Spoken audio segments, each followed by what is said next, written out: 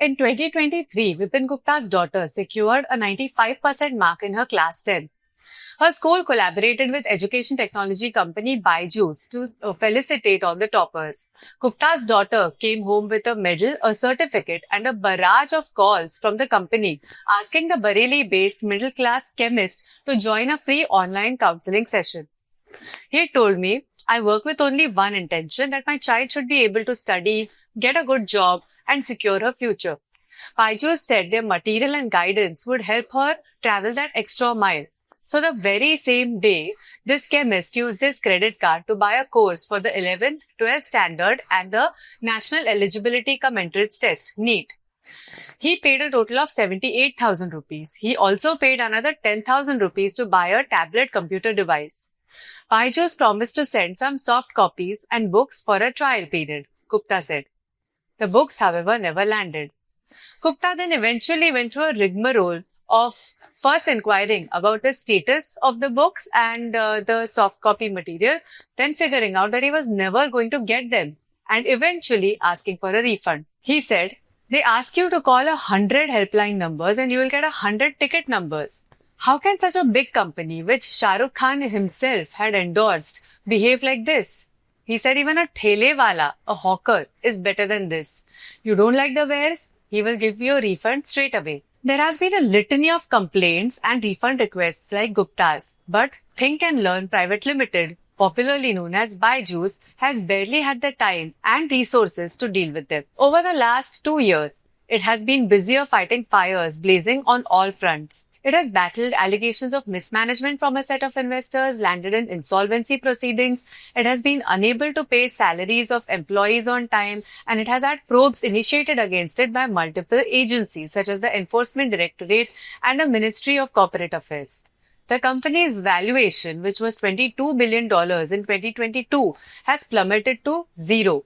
The net worth of founder Byju Ravindran, which peaked at $3.6 billion in 2022 and stood at $2.1 billion last year, has dropped to zero, according to the Forbes Billionaires Index 2024. Behind the company's near decimation is a tale of an ambitious startup that created a market it could not sustain, chased too much too quickly, guzzled cash in acquisitions, allegedly kept its books opaque, delayed financial results, and got into conflicts with a set of investors who, on their part, perhaps did not ask the right questions at the right time. In March this year, Byju Ravindran finally spoke up on the controversy surrounding his company.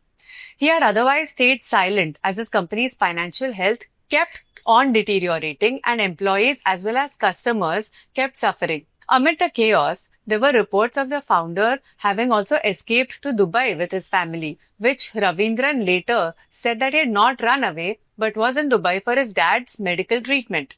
In March this year, in a LinkedIn post, he said, "Nothing is ever as good as it seems, nor as bad as they make you believe. The truth usually lies somewhere in between.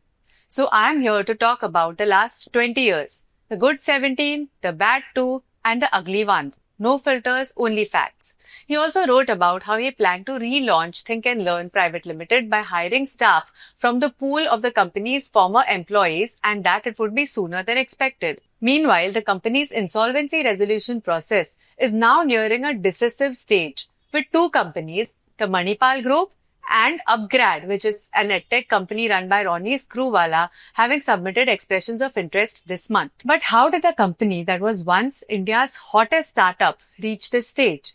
Anil K. Sood, professor and co-founder at the Hyderabad-based Institute for Advanced Studies in Complex Choices, had last year, in a conversation with me, said the board should have known about it.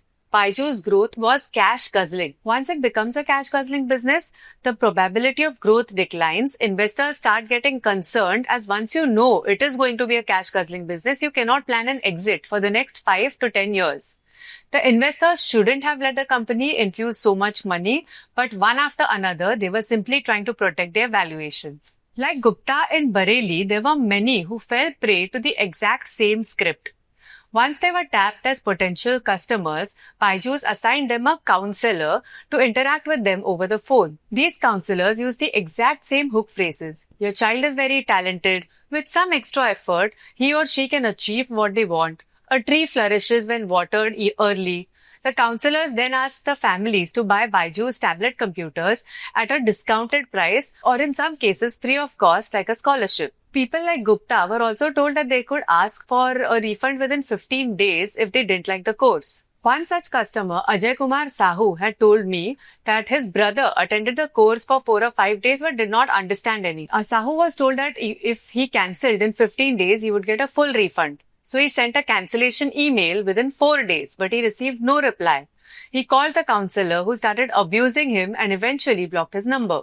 Sahu's brother was in the 7th standard and was shown dreams of potentially becoming an IAS officer if he goes that extra mile now. Sahu had said, the counselor had said that if the base was strong, he would perform better. That if a tree is watered from the beginning, it will prosper better. Sahu works as a mechanical engineer in Chandrapur, Odisha and is the sole breadwinner of his family. Now, Byju Ravindran was born in a family of teachers in a coastal town of Kerala and was initially a tutor himself. He taught maths to some of his friends while holding down a permanent job at a shipping firm and later helped a few prepare for the hyper-competitive common admission test for graduate management programs. The legend about Byju Ravindran is that he himself had cracked the test with a 100% score despite having hardly studied for it. He gradually went from teaching just a handful of learners to hundreds of students in an auditorium, even taking classes digitally. He formally launched himself as an education technology entrepreneur in 2011 when he incorporated his company Think and Learn Private Limited. His wife Divya Gokulnath and brother Riju Ravindran were the co-founders. Byju's grew to offer all sorts of courses for all ages, right from lower kindergarten to class 12, and those who wanted to appear for examinations such as IIT JEE, UPSC, NEET, and so on. In EdTech jargon, this is known as the K-12, kindergarten to 12th segment. The company also started selling its own hardware to deliver its courses. Marketing agents of Byju's became a common sight outside educational stationery shops, large institutes, malls, parks, and even toy shops, ambushing parents and hard-selling the idea that their product could take even a 4-year-old the extra mile. These efforts paid off during the COVID-19 pandemic, when a shift to digital education gave a boost to the edtech sector. According to an October 2020 report by NASSCOM, an association of Indian technology companies, the user base for the K-12 segment showed a 40% increase in willingness to pay and an 83% jump in the number of paid subscribers during the pandemic. The report said that during the lockdown, Byju's had added 7.5 million new users with a valuation of $10 billion. It also placed Byju's at the top of a list of 19 edtech unicorns across the world. Teachers say digital education companies initially tried to take the market share of traditional tuition centers. During the COVID pandemic, they thought they could even become mainstream. One such secondary school teacher based in Mumbai, Merlin Dominic, had told me, when COVID hit, classroom teachers had to suddenly learn the world of online education. But these edtech companies like Byju's or Unacademy already had their systems up and running, and they expanded. But during the lockdown, conventional teachers like her also learned the ropes of digital education, incorporating PowerPoint presentations into their teaching, interactive formats, correcting papers online, and having animated videos. When the world went back to normalcy, they started incorporating a lot of these into their classroom teaching. Once everyone had it, these edtech firms were not so special anymore. So what exactly went wrong? Between 2020 and 2021, Byju's pumped ample cash into business expansion and went on an acquisition spree. The company's financials for 2020-2021 fiscal reflected this optimism. Byju's widened its consolidated loss to 4599.08 crore rupees in fiscal 2020-2021 from 305.5 crore a year before. Its total expenditure for the year more than doubled to 7027.47 crore rupees from 2873.34 crore rupees. The loss during the year is due to COVID-19 and attributable to various business expansion activities taken up by the company and its subsidiaries, though the actual benefit of such expansion activities will be realized in the long term. The company had said then in its financial statement for the fiscal to justify the loss. Between 2020 and 2022, Byju's made 22 acquisitions, according to company sources. At least 10 of these were major assets, including Akash Educational Services, Topper Technologies, and White Hat Education Technology.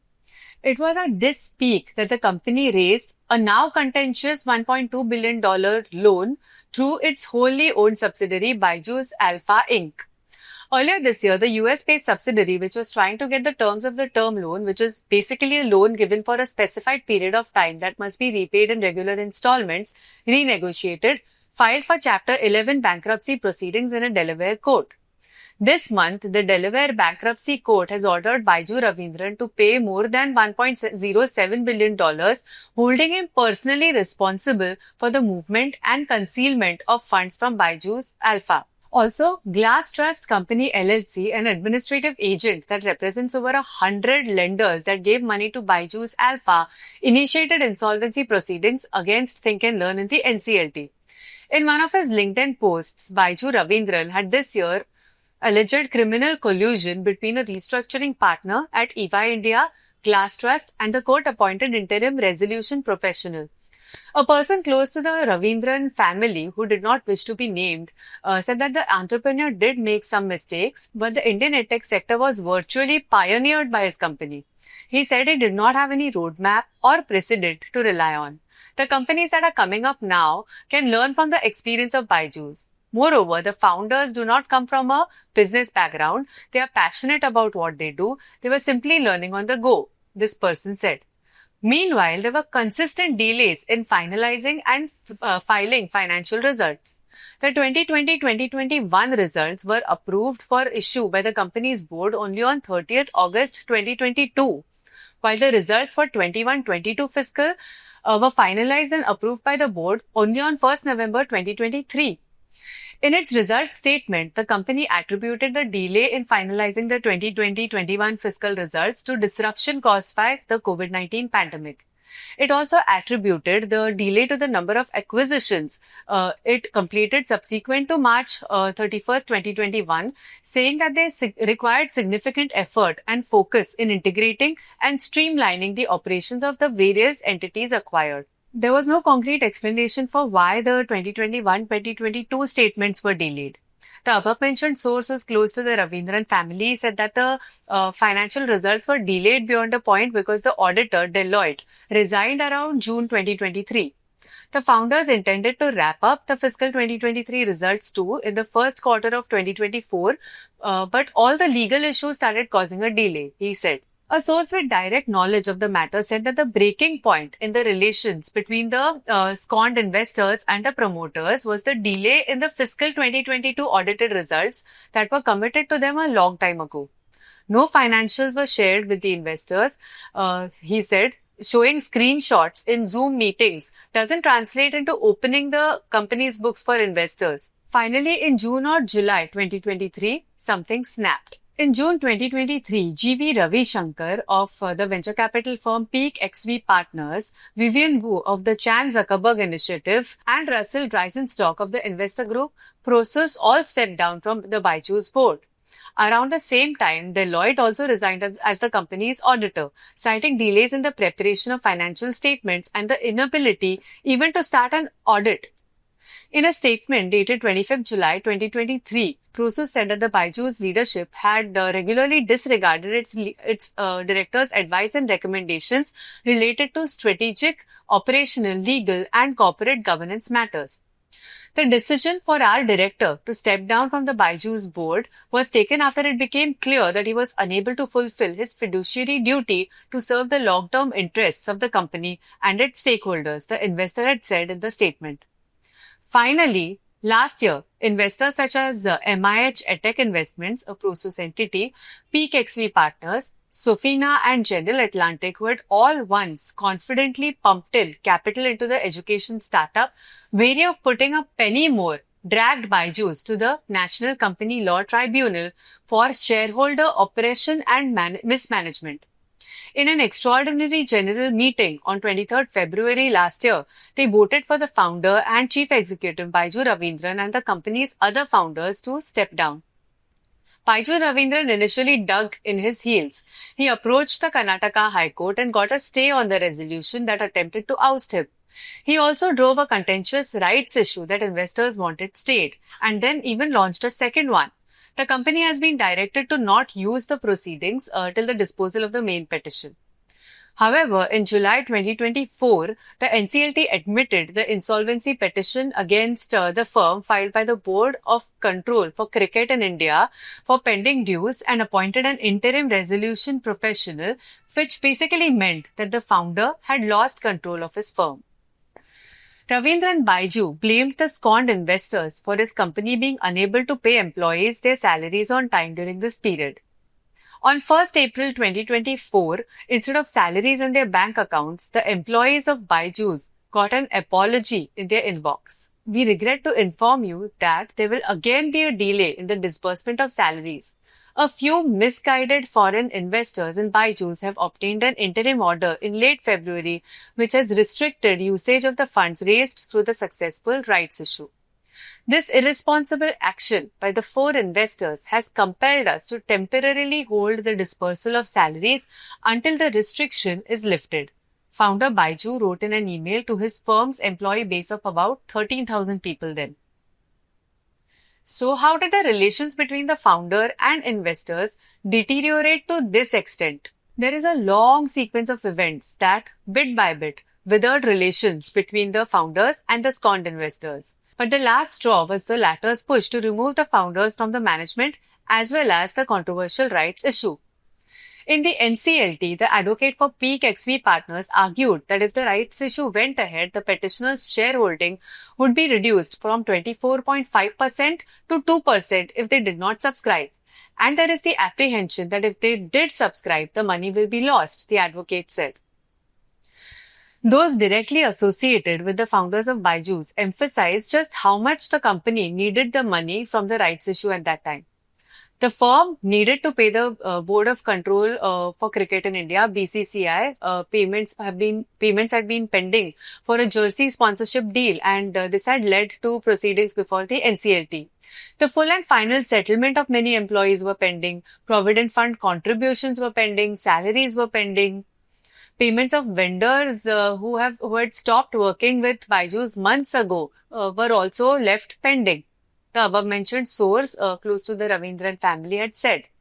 By then, the founders, they said, had already infused $1.1 billion of their personal wealth into the company in the preceding 18 months. This was all the money they said that they had made when the going was good. They had even mortgaged their homes, that source said. According to the last available financial statement of the company for 2021-22 fiscal, Byju's consolidated borrowings, which include the contentious term loan, stood at 11,601.58 crore, which is roughly $1.39 billion. Persons working closely with the company also talk about how the firm had been restructuring itself and cutting down expenses since about October 2023. It had laid off about 3,000 employees since then, shut down offices and slashed its monthly burn to about Rs 50 crore from 200 crore, they said. In July 2023, Byju's had constituted an advisory council comprising TV Mohandas Pai, one of the company's earliest investors, and former State Bank of India chairman Rajneesh Kumar to mentor the firm's board. The council, however, could not break the impasse between the disconcerted investors and Byju Ravindran, multiple sources said. Consistent requests by investors to make some key appointments with a financial background went unheeded, according to people familiar with the sequence of events. In hindsight, a source said, one can say that the investors should have spoken out much earlier, but it is like in a marriage. You cannot start making accusations of mismanagement without evidence, this person said. Now, those who know Byju Ravindran describe him like any passionate startup founder who is willing to move mountains for his product, but one who was at the very least misguided. A source close to the Ravindran family said that those rallying for the founder believe that he had fallen victim to the greed of investors.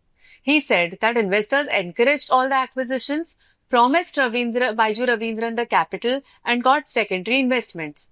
All decisions were taken with board approval, and when the going was good, Byju Ravindran put the money back in the company at a high valuation. This source added, the three directors resigned and went public with their grievances. That shouldn't have been done. Based on whatever they wrote, the Enforcement Directorate also went after the company. The rupees 9,000 crore ED notice was for all acquisitions that were done through proper channels, this source said. This, he said, was a classic case of investors trying to ride roughshod over a great entrepreneur. The ED's probe into Byju's with regards to an alleged foreign exchange violation case. It had alleged that the company and its chief promoter had failed to submit documents of imports against advance remittances made outside India, delayed filing of documents against foreign direct investments received into the company, and so on. In February this year, it also upgraded a lookout circular it had issued against Byju Ravindran. In May this year, Byju Ravindran gave an interview to ANI in which he clarified that there was never a charge sheet. There were just summons. He went and met officials and cooperated in the probe, and that the investigation is closed now. According to sources close to the developments, one of the questions raised by the warring investors who have gone to the NCLT was regarding a deal that Think and Learn had struck in Dubai with an entity called More Ideas General Trading LLC as its sole selling agent in the Gulf Cooperation Council. They alleged that Byju's paid this entity large amounts in commission but failed to recover the revenue. In a statement, Byju's had said that the company has not paid any commission to the vendor since it started defaulting on payments. The outstanding net amount due was $74 million, the statement said. In recent months, the company started recovering some of the dues after persistent legal pressure, the company said. It also added that it had not booked any fresh sales from this vendor in 2022-23 or 2023-24. According to a statement by Prosus dated 1st February 2024, the investor group had requisitioned an EGM first in July 2023 and later in December 2023, but the notices were disregarded. Eventually, these investors called for one in January 2024, and when it was held the following month, they voted for a change in the company's leadership. The EGM itself turned out to be a high-voltage event where 147 people logged in, of whom only 30 were real shareholders, the sources said. In a letter to Byju's employees, Byju Ravindran called the EGM a farce. He further said, regardless of the uncalled for drama, the management is devoting its full attention to the company's operations with a vision for the company unmarred. The sun will rise again tomorrow and we will continue our business, undeterred by the rumors and false narratives being circulated. The above-mentioned source close to Ravindran, however, admits that the entrepreneur did make a few mistakes. It is partially true, he said, that he was opaque with his books and he should have put a chief financial officer in place years ago. He adds, it is a chain of events that happened. You cannot blame one person, you have to blame both sides for not working together. You need a good, assertive board and founders who do not go overboard. Regardless, the company and its shareholders are engaged in a protracted legal battle. Meanwhile, many like Gupta from Bareilly or Sahu from Odisha are still awaiting their refunds, and many employees are waiting for their salaries and dues. That's all I have for you for now. That's the story of Byju's in a nutshell. I am Manasi Phadke signing off for The Print.